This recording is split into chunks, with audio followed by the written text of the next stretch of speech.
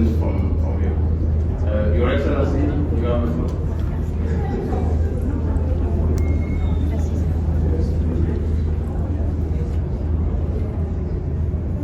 So I was supposed to say good afternoon, but it's good evening. Ladies and gentlemen of the press, today I address the UN Security Council on the grave situation in the Democratic Republic of the Congo for the second time in 48 hours. We are at a critical juncture, and I felt it was my duty to reiterate on behalf of the government and the people of the DRC the urgent need for decisive action by the Council. I welcome the fact that the Council has recognized Rwanda's responsibility for the violation of our sovereignty and our territorial integrity, as well as the violence currently unfolding in Goma. However, words have not been enough to end the human suffering and the aggression and onslaught on Goma. It is now time for the Security Council to act. Millions have been displaced, thousands are trapped in the besieged city of Goma with restricted access to food, water, electricity, security. Countless lives have been lost. Enough is enough. Rwanda cannot be allowed to continue to act with impunity, and I therefore call on the Council to act in defense of the principles of multilateralism and international law. The DRC welcomes the decision by Germany, not a Council member, to cancel its planned meetings next month on development aid with Rwanda, and to urge Rwanda and the M23 to withdraw their troops. This is an example of the kind of action that we are calling for the rest of the international community to take, whether they are Council members or not. The Security Council should take note. They cannot remain silent or inactive any longer. As I stated in the Security Council today, we demand 5 immediate actions, very actionable and very precise. Firstly, the unconditional withdrawal of Rwandan troops from sovereign Congolese territory. There is no path to sustainable, peaceful resolution without this crucial step.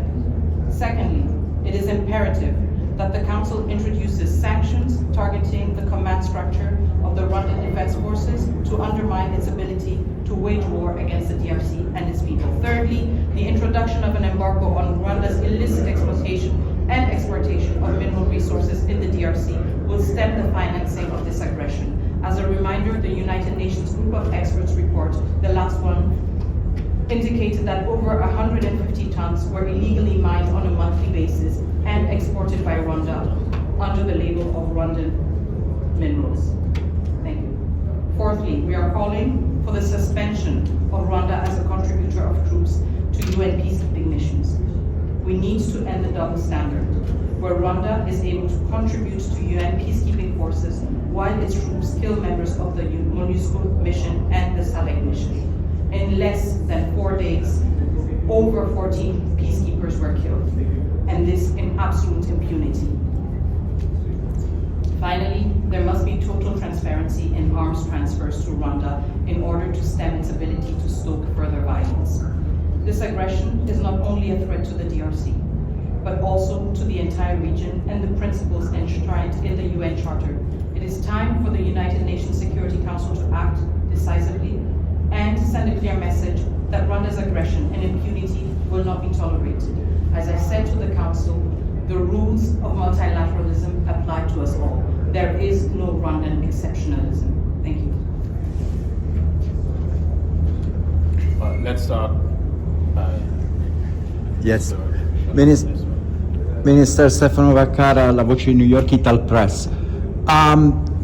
We heard what the Security Council, they did a lot of speeches about which of the P5, which one is not doing and didn't satisfy you or what you expected, and why the Security Council is still not doing what you expected the Security Council to do.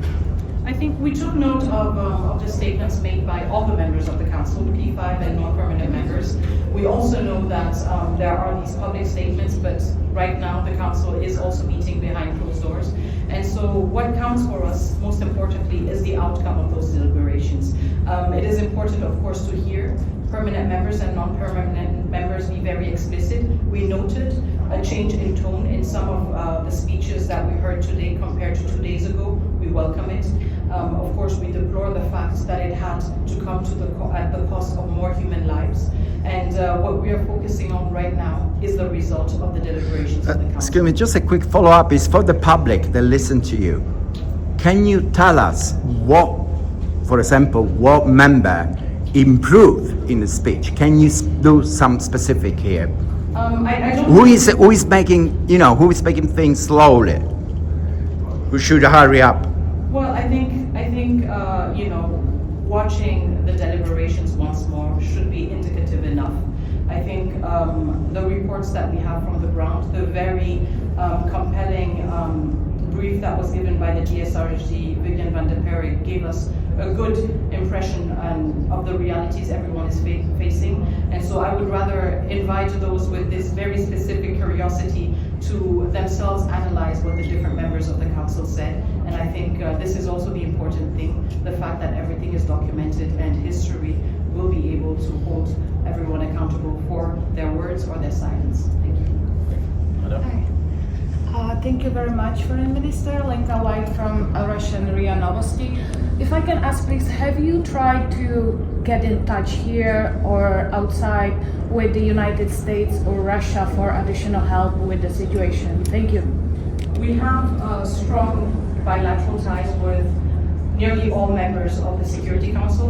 When it comes to the permanent members, we have direct contacts and we have diplomatic representations in all of them. So I can reassure you that interactions have always happened, that we have always relayed our messages, and that we have always advocated for a strong stance of these countries that we all consider partners in the United Nations Security Council. So we engage with all stakeholders. Of course, we engage with the UN the permanent members of the Security Council with a more robust stance, because they do have a privileged position of being permanent members of the Council, and that comes with specific responsibilities. And we do engage robustly with them to remind them of that. And we do it with all of them. Even now during your stay here, right? Of course, we engage with everyone. Okay, let's make this way. We go there and we're going to come back here. Madame? Thank you, merci monsieur. Madame la ministre, bonsoir, Karine Automne de Radio France Internationale. Je rebondis sur la question de mon collègue italien, puisque vous avez bien souligné ces deux derniers conseils, comment le conseil était gelé, qu'il était silencieux. Est-ce que, à votre avis, le conseil est gelé parce qu'il attend que l'Union africaine se positionne plus clairement? Et vous, de votre côté, comment pensez-vous pouvoir convaincre les ambassadeurs A3+1 de mieux défendre le droit international sur le continent africain? Alors, il y a une relation évidemment de subsidiarité entre les organisations comme l'Union africaine et les Nations unies. Donc, nous tenons compte de cela, mais en même temps, quand nous venons parler au Conseil de sécurité, nous le faisons parce qu'il s'agit de paix et de sécurité internationale. Je l'ai dit pendant mon discours, nous sommes très clairs là-dessus. Il n'y a pas de solutions africaines qui ont pour résultat de rester inactifs, de rester passifs et de ne pas réagir quand des femmes, des enfants sont tués et sont martyrisés. Et donc notre message, il est le même au niveau de l'Union africaine et au niveau du Conseil de sécurité. Nous attendons des actions fermes qui sont aussi à la hauteur des ambitions que chacune de ces organisations se sont données et chacun de ses membres a la responsabilité de réaliser et de respecter. Du coup, avant de quitter New York, est-ce que vous allez revoir les ambassadeurs, les représentants des trois membres africains du Conseil, la Somalie, l'Algérie, le Sierra Leone et aussi le Guyana? Alors ce sont des échanges qui sont continus. Je suis ministre, donc je ne suis pas ici de manière permanente. Évidemment, nous avons une mission permanente qui a toujours des contacts très rapprochés avec tous les membres du Conseil de sécurité, y compris les A3+. Et donc cet effort et ce travail va toujours continuer. Il n'est pas plus pressant ou plus tangible ou palpable que quand je suis là. Il se fait toujours et il se fait avec abnégation et dédication justement dans l'effort de mobiliser plus de voix pour avoir des actions concrètes. Donc le travail va continuer. Foreign Minister, if I may. You've come with a long list, shown price of South African broadcasting, you've come with a long list of demands in terms of action from this council, but you might be well aware that this council is notorious for inaction, so I wonder if you might not be better off finding solutions elsewhere. You know, there was a ministerial meeting that you participated in at the African Union, the Peace and Security Council today. Tomorrow the EAC will meet at heads of state, I understand. Is that perhaps not the best game in town given the inaction this council is notorious for? So, first First of all, I don't think that I came with a long list. I think we could work on an even longer list. I came with 5 asks, very low-hanging fruits. So I think we were very reasonable and we were very constructive. I think if we wanted to obstruct and if we wanted to disrupt the work of the council, we could have come with a different list. But we have come with a list built on the results of the last report of the group of experts, not reports issued by the Congolese government, but with a direct link with what the group of experts has identified: natural resources, violation of territorial integrity, violation of no attacks or of not attacking peacekeepers. Also, the illicit exploitation of natural resources and the transparency in arms transfer. These are measures that the Security Council has used in many other occasions. We are from the DRC. We have been under a sanctions regime, so I know what I'm talking about. These are low-hanging fruits. It is not a long list. And we will not tire of holding every entity we are a member of accountable in terms of its responsibilities. Your expectations of the EAC and the AU? We have expectations with all these organizations because each of these organizations has values and principles and must uphold them and hold its members accountable when they fail to do so. Madame, dimanche, vous demandiez, entre autres, des sanctions ciblées à l'endroit de Kigali. Ce mardi, l'Allemagne a pris une décision conditionnant son aide au développement au retrait des troupes rwandaises et du M23 du territoire national. Considérez-vous cette action allemande comme un pas décisif pouvant inciter les autres capitales à agir de manière ferme contre le Rwanda? En tout cas, c'est une décision que nous saluons et que nous avons reçue avec satisfaction parce que justement, c'est une décision qui nous montre que des pays membres ou non membres du Conseil de sécurité peuvent prendre des actions très concrètes, peuvent prendre des actions en fonction de leurs relations et des outils dont ils disposent. Et nous espérons sincèrement que cette action courageuse va aussi motiver tous les pays membres de la communauté internationale, qu'ils soient au Conseil de sécurité, qu'ils soient au niveau de l'Union africaine ou dans d'autres organisations, à justement réfléchir sur ce qu'ils peuvent faire pour mettre fin à ce drame qui a duré bien trop longtemps. Donc nous saluons cette initiative, mais nous ne pensons pas qu'elle devrait être isolée, nous pensons qu'elle devrait être l'inspiration d'autres initiatives robustes et informées par les capacités et les mécanismes dont chaque pays et chaque organisation dispose pour justement s'assurer que le droit international soit respecté en République démocratique du Congo, mais à travers le monde aussi. Merci beaucoup. Thank you very much. You have time constraint. You cannot take more questions. Sorry for that.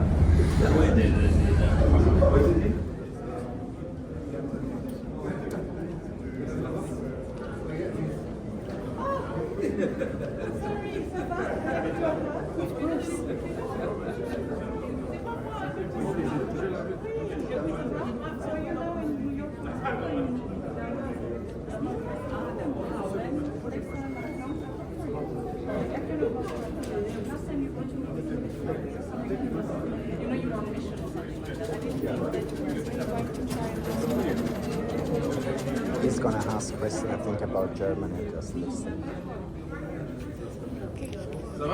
Let's see it tomorrow.